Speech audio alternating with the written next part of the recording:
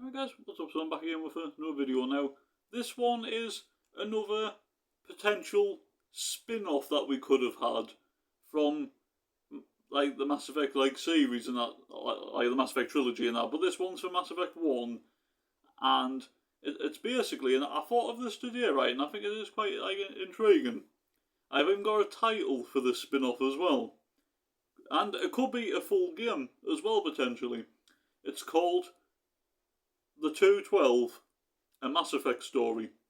Now, this focuses on the 212, like unit, or squad, whatever you want to call them, that is stationed on Eden Prime, that are responsible for protecting the scientists and also the being observing the whole dig site of where the Prothean beacon was discovered on Eden Prime. But obviously we know what happens with the whole situation, because you meet Ashley, who is the only one that actually survives from our unit. The rest of our squad all die, unfortunately, but Ashley survives. You get footage on the Normandy and that of a transmission and that where the squad leader wanting evac, and then he gets killed and that, and obviously you see Ashley in a gunfight, and you see a few others in a gunfight, and then obviously when they see Sovereign,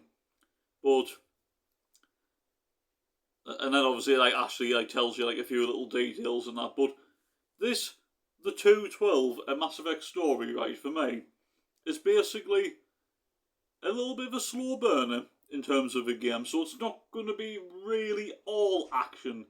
You're only really going to get the action aspects of it pretty much at the end, really. I think the way that it would actually go is, it would be getting to know each squad member. Obviously we already know Ashley, and that's obviously that one's fine, but I'm actually thinking that the main focus of this 212 a Mass Effect story spin-off for me will be Nerali Batia. Now obviously in the main Mass Effect 1 game, you meet on the Citadel Samesh Batia, if I'm getting the pronunciation right. You meet him, and then obviously if you have Ashley along, Ashley even talks to him in that way. He wants his wife's body, and that's so you can have a proper burial and that, say farewell and pay respects to his dead wife. And and if you have Ashley along the way, then she says, I saw you're Nerali Batia's husband, and I served with her at in Eden Prime with the 212.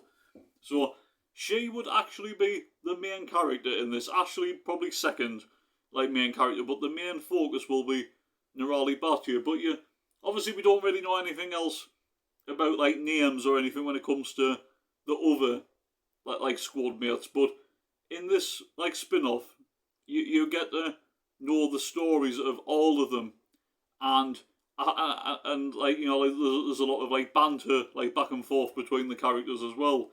But I think it also builds up to for what the inevitable outcome's going to be for them, apart from Ashley, who does survive. With everybody else, once you get to know them and you know what's going to happen, and that with the whole the Geth attack, then it'll build up to be very emotional at the end. Yes, for the most part, a slow burner, story driven game, and that where it's a lot of dialogue back and forth between each character and that, and just mission patrols and maybe a little bit of training here and there, and downtime and things like that.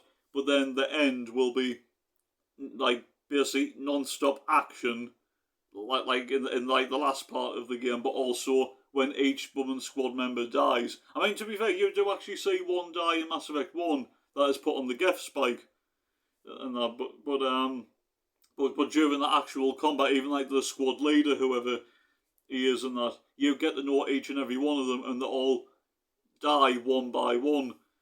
So basically, it will include some of the transmission that the Normandy gets you see when you Shepard, but from Nirali Bhattia's perspective, now when she dies, then maybe you can play it as like Ashley for the rest of it, and basically the game will actually stop just before you see Ashley running away from them Geth drones, and that maybe you might have like a moment and stuff where she's the last one, she takes a couple down, and then she starts running, and that's where it cuts and it ends, and then you know everything else that's going to happen. So I find that very interesting. I find it very intriguing, and to be honest, right, I mean, I don't want to toot my own horn or anything here, but I think that's probably it's probably the best that I've actually come up with in terms of a Mass Effect spin-off that we could have actually gotten. I mean, the Garrus Archangel one on Omega is a good one, but I think this one's probably better because I do think this one is the one that's going to have the very little action apart from the end. And like, just think of it as a film and stuff where everything builds up to like the big finale where you have maybe like a big 25-30 minute like one sequence where it's just a whole big battle between the 212 like platoon and like the Geth units that are attacking. But it will be interesting also from their perspective, like when you're playing as like Nirali and then Ashley after she dies, like the reactions from like the whole squad, the ones that are still alive at the time when they see Sovereign. I think that'd be like really like interesting. I mean, I have taken a little bit inspiration from Rogue One, a Star Wars story, I suppose, with the title. But no, like I said, I do think it'd be slow burner.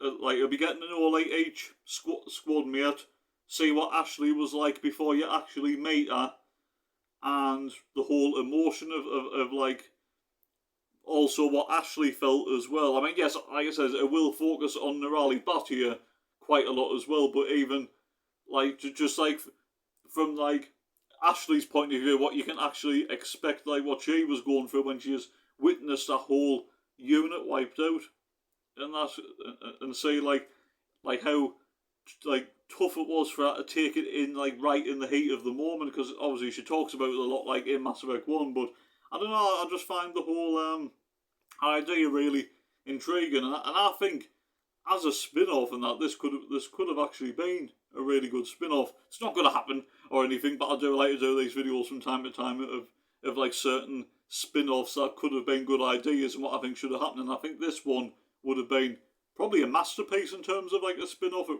really would have, and that, I mean, if you can handle very little action, a strong narrative, a lot of dialogue, really clever like dialogue, still decisions like along the way as well, but mostly decisions before the whole inevitable like battle and everything, and also like from like the platoon's point of view of actually seeing the Prothean beacon and that being dug up by the scientists. So yeah, I do find it quite interesting. But yeah, guys, let us know your thoughts in the comments down below, like whether you think this would have been a good idea for a spin-off or not, and if you don't, like let us know like what your spin-off idea would be, and if you do agree, and that like let us know like which parts you do agree on. Do you agree on all of it, or is there certain like ideas you would change, or forget about Nirali Bhattia? Like yeah, she would be there, but would you just focus more on Ashley's point of view? Because I suppose you could do, but I just thought to spice it up, like maybe Nirali Bhattia will be the main character and Ashley will be the second main character. Like I said, you play as Nirali Bhattia until she dies, and then you play as Ashley probably for the last 5-10 minutes of the game, and that just before leading up to like when Shepard and Kaidan find her. So yeah, guys, I hope you have enjoyed this video. If you have, don't forget to hit the like button, subscribe if you're new. I really appreciate it, and yeah, just let us know your thoughts and everything in the comments down below, and see if we can get some discussions going. So stay safe, look after yourselves, enjoy the rest of your day, night, wherever you are, and I'll catch you guys sometime next week for the next one. Take care. Peace.